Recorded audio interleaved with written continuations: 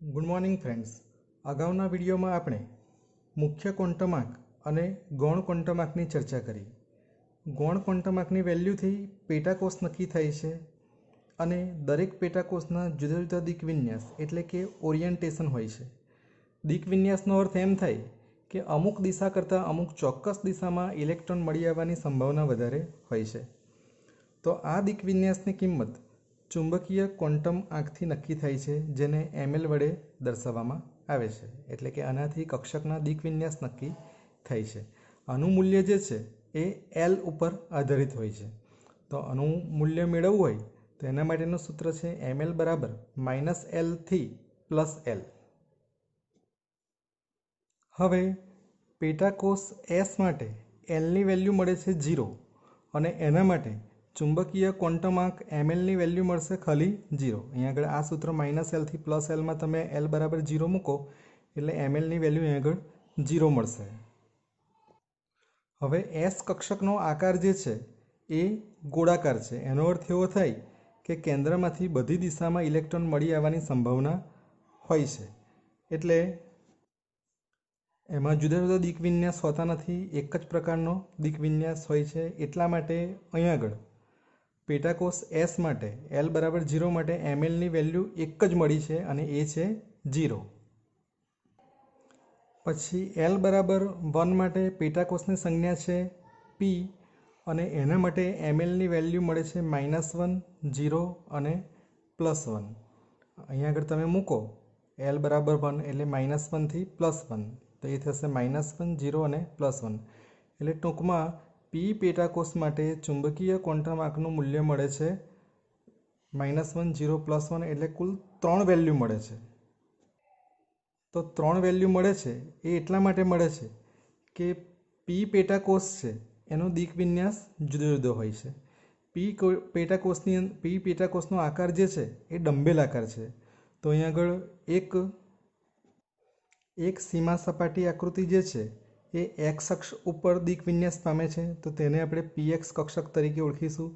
બીજી આ જે સીમા સપાટી આકૃતિ પી પેટાકોષ માટે જે છે એ વાય અક્ષ ઉપર દિક વિન્યાસ પામે છે, તો તેને આપણે પીવાય કક્ષક તરીકે ઓળખીશું. અને ત્રીજી આ જે પી કક્ષક જે છે એ ઝેડ અક્ષ ઉપર દિક વિન્યાસ પામે છે, તો તેને આપણે પીઝેડ કક્ષક તરીકે ઓળખીશું. તો પી પેટાકોષ છે એ આ રીતે 3 જુદી જુદી દિશામાં દિક વિન્યાસ પામતો હોવાથી તેના માટે ચુંબકીય ક્વોન્ટમ આંકના મૂલ્ય મળે છે કુલ 3, -1, 0 અને +1. અહીંયા આગળ તમારે એટલી વસ્તુ યાદ રાખવાની કે -1 એટલે પીએક્સ એવું હોતું નથી. ગમે તે માટે આ વેલ્યુ લાગી શકે. -1 એટલે પીએક્સ કક્ષક પણ હોઈ શકે, પીવાય પણ હોઈ શકે કે પીઝેડ પણ હોઈ શકે. એવું કશું અહીંયા આગળ ફિક્સ છે નહીં. હવે ડી પેટાકોષ માટે એલની વેલ્યુ મળે છે 2. તો એના માટે એમએલની વેલ્યુ મળશે -2, -1, 0, +1 અને +2. ટોટલ 5 વેલ્યુ મળે છે. એનો અર્થ એવો છે કે ડી પેટાકોષ જે છે એ આ રીતે 5 જુદા જુદા પ્રકારના દિક વિન્યાસ ધરાવે છે. અહીંયા આગળ તમે જોઈ લો કે એક આ પ્રકારનો જે દિક વિન્યાસ છે એમાં ડી કક્ષકનો જે આકાર જે છે એ ડબલ ડમ્બેલ શેપ છે. તો તેના જે પિંડકો જે છે એ એક્સ અને વાય સમતલની વચ્ચે 4 પિંડકો આવેલા છે, તો તેને આપણે DXY તરીકે ઓળખીશું. અહીંયા આગળ 4 પિંડકો જે છે એ એક્સ અને ઝેડ અક્ષની વચ્ચે આવેલા છે, તો તેને આપણે DXZ તરીકે ઓળખીશું. એ જ રીતે DYZ કક્ષક બને છે, DX² - Y² કક્ષક બને છે અને DZ² કક્ષક બને છે. એટલે ડી પેટાકોષની અંદર કુલ 5 દિક વિન્યાસ હોય છે. એટલા માટે તેમાં ચુંબકીય ક્વોન્ટમ આંકની વેલ્યુ મળે છે ટોટલ 5 વેલ્યુઝ મળે છે. હવે એફ પેટાકોષ માટે એલની વેલ્યુ મળે છે 3. તો એમએલની વેલ્યુ મળશે -3, -2, -1, 0, +1, +2, +3. ટોટલ 7 વેલ્યુ મળે છે. એફ પેટાકોષ જે છે એના દિક વિન્યાસ બનાવવા થોડા મુશ્કેલ છે, એની આકૃતિઓ દર્શાવવી જટિલ છે, એટલા માટે એને આપણે દર્શાવતા નથી. પણ એફ પેટાકોષ છે એની અંદર કુલ 7 કક્ષકો આવેલી હોય છે.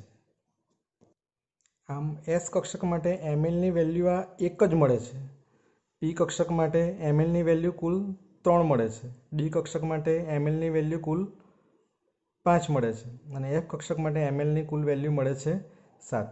તો એનો અર્થ એવો થાય છે કે એસ પેટાકોષની અંદર એક જ એસ કક્ષક હોય, પી પેટાકોષની અંદર કુલ 3 પી કક્ષકો હોય, પીએક્સ, પીવાય અને પીઝેડ. ડી પેટાકોષની અંદર કુલ 5 કક્ષકો હોય છે, 5 ડી કક્ષકો હોય છે, dxy, dyz, dzx, dx square minus y square અને ડી ઝેડ સ્ક્વેર. અને એફ પેટાકોષની અંદર એફ પેટાકોષ માટે ચુંબકીય ક્વોન્ટમ આંકનું મૂલ્ય 7 મળે છે, તો એમાં કુલ 7 એફ કક્ષકો રહેલી હોય છે. એટલે ચુંબકીય ક્વોન્ટમ આંક જે છે એ દિક વિન્યાસને આધારે દરેક પેટાકોષમાં કુલ કેટલી કક્ષકો રહેલી હોય છે તે દર્શાવે છે. મિત્રો, અહીંયા આગળ એક કન્ફ્યુઝન તમને ના થવું જોઈએ કે અહીંયા આગળ એમએલની વેલ્યુ -L થી પ્લસ છે અને અહીંયા આગળ મેં ml બરાબર 2l+1 લખ્યું છે. તો આ જે છે એ mlના મૂલ્યની સંખ્યા છે, 2l+1. સપોઝ p માટે l બરાબર 1 છે, તો અહીંયા આગળ તમે l બરાબર 1 મૂકો તો 2 × 1 એટલે 2 થશે અને 2 + 1 બરાબર 3. એટલે mlના મૂલ્યની સંખ્યા 3 છે. એ શું દર્શાવે છે કે અહીંયા આગળ કુલ 3 મૂલ્ય મળે છે, -1, 0 અને +1. આ 3 મૂલ્ય મળે છે, તો એ આપણે અહીંયા આગળ 3 લખ્યું છે. તો આ રીતે પણ આપણે મૂલ્યની સંખ્યા દર્શાવી શકીએ અને આ સૂત્રની મદદથી પણ આપણે મૂલ્યની સંખ્યા દર્શાવી શકીએ. તો મિત્રો, અત્યાર સુધી આપણે 3 ક્વોન્ટમ આંક જોઈ લીધા. હવે ચોથો ક્વોન્ટમ આંક છે સ્પિન ક્વોન્ટમ આંક. સ્પિનનો અર્થ થાય છે ભ્રમણ અને તેને દર્શાવાય છે સ્મોલ ms થી. હવે આ ચોથા ક્વોન્ટમ આંકની જરૂર શા માટે પડે છે? તો દરેક કક્ષકમાં વધુમાં વધુ 2 ઇલેક્ટ્રોન હોય છે અને આ બંને ઇલેક્ટ્રોનના દિક વિન્યાસ એકબીજાથી જુદા જુદા હોય છે. શા માટે બંને ઇલેક્ટ્રોનના દિક વિન્યાસ ઓરિએન્ટેશન એકબીજાથી જુદા જુદા હોય છે? તો એના માટેનું રીઝન છે કે ઇલેક્ટ્રોનની પોતાની એક લાક્ષણિકતા એવી છે કે તે પોતાની ધરી ઉપર ફરી શકે છે. જેમ પૃથ્વી પોતાની ધરી ઉપર ફરે છે તેમ ઇલેક્ટ્રોન પણ પોતાની ધરી ઉપર ફરે છે. સપોઝ આ જે છે યલો બોલ જે છે એ ઇલેક્ટ્રોન છે, તો એ પોતાની ધરી ઉપર આ રીતે ફરે છે. તો હવે એક કક્ષકની અંદર 2 ઇલેક્ટ્રોન હોય તો એક ઇલેક્ટ્રોન જે છે એ આ પ્રમાણે ફરશે ઘડિયાળના કાંટાની દિશામાં ક્લોકવાઇઝ, અને બીજો ઇલેક્ટ્રોન જે છે એ એનાથી વિરુદ્ધ ભ્રમણ ધરાવશે, એટલે આ રીતે ફરશે ઘડિયાળના કાંટાની વિરુદ્ધ દિશામાં, એન્ટી ક્લોકવાઇઝ. એટલે દરેક કક્ષકમાં રહેલા 2 ઇલેક્ટ્રોન પૈકી એક ઇલેક્ટ્રોન જે છે એ પોતાની ધરી ઉપર ક્લોકવાઇઝ દિશામાં ફરશે અને બીજો ઇલેક્ટ્રોન જે છે એ પોતાની ધરી ઉપર એન્ટી ક્લોકવાઇઝ ફરશે. તો આ જે સ્પિન ક્વોન્ટમ આંક છે ms, તો એના મૂલ્ય વડે આપણે કોઈ પણ કક્ષકમાં રહેલા 2 ઇલેક્ટ્રોનને આપણે વિભેદિત કરી શકીએ છીએ અને ms માટે માત્ર શક્ય 2 જ વેલ્યુ મળે છે, +1/2 અને -1/2. જે ઇલેક્ટ્રોન ઘડિયાળના કાંટાની દિશામાં ફરે છે તેના માટે આપણે +1/2 વેલ્યુ આપીશું msની સ્પિન ક્વોન્ટમ આંકની, અને જે ઇલેક્ટ્રોન ઘડિયાળના કાંટાની વિરુદ્ધ દિશામાં ફરે છે એન્ટી ક્લોકવાઇઝ, એના માટે સ્પિન ક્વોન્ટમ આંકની વેલ્યુ આપીશું -1/2. આમ એક કક્ષકમાં 2 ઇલેક્ટ્રોન હોય છે, બંનેનું ભ્રમણ એકબીજા કરતાં વિરુદ્ધ હોય છે, એટલા માટે તેઓ વિરુદ્ધ ભ્રમણ ધરાવતા હોય તેવું આપણે કહી શકીએ. 1s કક્ષકની અંદર 2 ઇલેક્ટ્રોન હોય તો બંને ઇલેક્ટ્રોન માટે આપણે આ રીતેની નિશાની દર્શાવીએ છીએ. એક ઇલેક્ટ્રોન માટે અપ એરો અને બીજા ઇલેક્ટ્રોન માટે ડાઉન એરો. તો એ શું દર્શાવે છે કે બંને ઇલેક્ટ્રોન એકબીજા કરતાં વિરુદ્ધ ભ્રમણ ધરાવે છે. આ રીતે px કક્ષકમાં પણ 2 ઇલેક્ટ્રોન હોય, pyમાં પણ 2 ઇલેક્ટ્રોન હોય, dxyની અંદર પણ 2 ઇલેક્ટ્રોન સમાવી શકાય, પરંતુ બંનેના ભ્રમણ જે છે એ એકબીજા કરતાં વિરુદ્ધ હોય છે.